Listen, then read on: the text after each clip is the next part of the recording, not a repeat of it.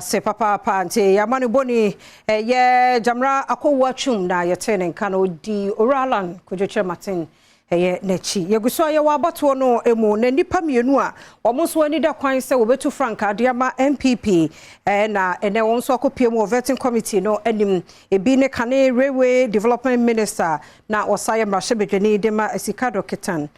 urajo Ghartey sanso kane agric minister Dr. Afriyie Akoto na womo so akọ vetting no animu a de akoso ewo Adom TV etwasui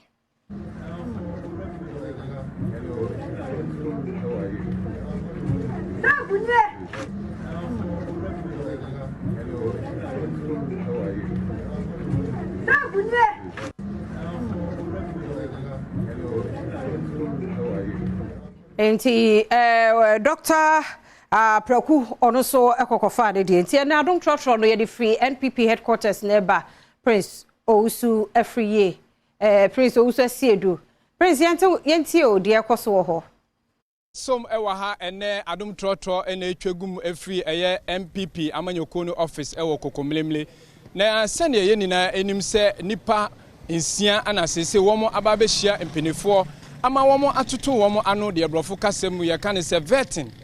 ene da etoso miensa a nipa miensa womo nso na sese womo ebehia empenefo na womo etoto wonano anopa na bra ye bepie mu ewa ha na yehu se Dr. Apraku akohye office wo ene vetting committee na kohia womo atoto nano wepie ababesin eko menemu kase de Dr. Akoto Afriyie anasese wo hye ho a empenefo etoto nano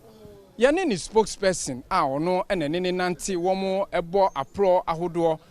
ewo mantem ahodo no ebedi nkomo Dr. Prince Amuzu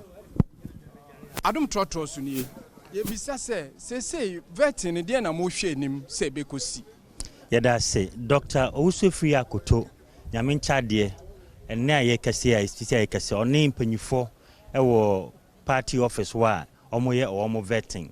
na Dr. Afriyie Akoto obi onye hoho ma NPP ye kan vetting na waye bisa obekaye a no ye kwada so MP for 2 terms anytime abefali bi abeko vetting now NPP party so no ye democratic ye vetting process is very transparent into sha before ko be MP no akọ 3 times o ni be bre nim so akọ 3 times into any party for ye juma che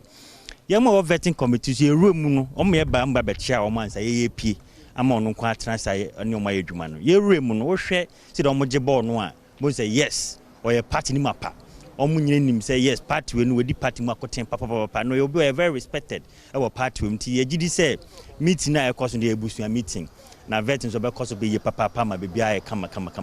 na semba kwa na okan ama tomasum ansa na ye ba ne say opese oyusu vetting process no the church no be bre ni so ma party mpanyifo akokudan ya e dem ho no because dodo na so vote dodo na ye committee no so yes you vote nti o so timi ye be convince mo wini omo vetting na se mo gini tum so timi stand ye na afi omo ankasa kwa no anside aba beto ama no nti be ka se sa na ekoso inside ho no asembise biemu ni se yenim se candidate ahodo bi ehia delegate wo mo de no mo ye ni group mo de no yenim se 900 delegate na wo mo be koto aba na ewo super delegate congress am be ko mo de no mo ye ni group ana mo ye ni sen super delegates near 26 August na ohwe yera Owusu Afriyie Akoto ni strategy a ono no noiseless campaign into one teda say yakwakohia wo mu group ono yo mu one on one okọ wo mu nanso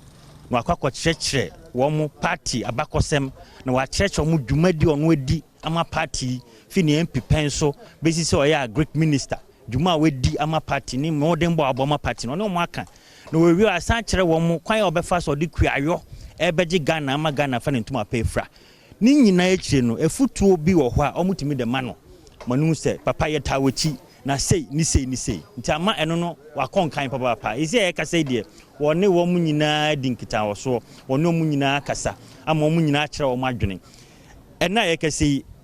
3 days ni ya start ye constituency party meetings ye ne ebi se Shai Osudoku ye ne Ningo Pram ye ne Ashaman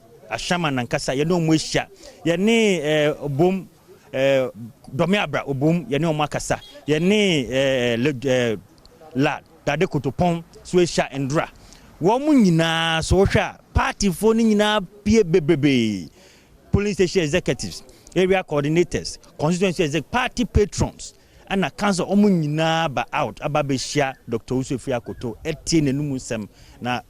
asem omu nyina ka ne se wo mu nim ne deda na obi so party da na koma so nti ono ano muta nechi yo Dr. Afriyie Akoto ewia kane soafo a ono ene hwe railway development so Ghartey enso ebeba bepiem ewa ha de ebepiem no ye de bema ahwefo ene etiefo Adom Trotro ene me na medi mate ewo Trotro nim se Trotro no eyema mate ne agi so se awe